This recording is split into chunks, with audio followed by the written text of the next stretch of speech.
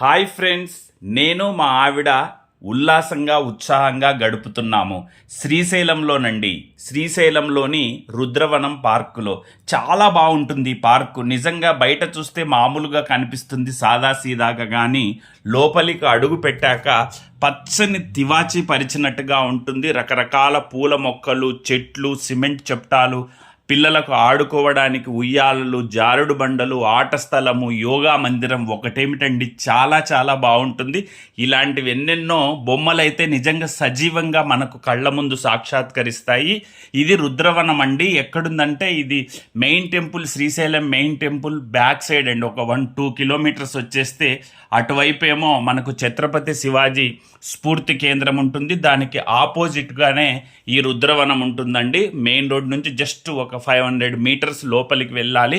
ప్రవేశం ఉచితము. Full video మన సాహిత్య టీవీలో ఉంది, చూడండి.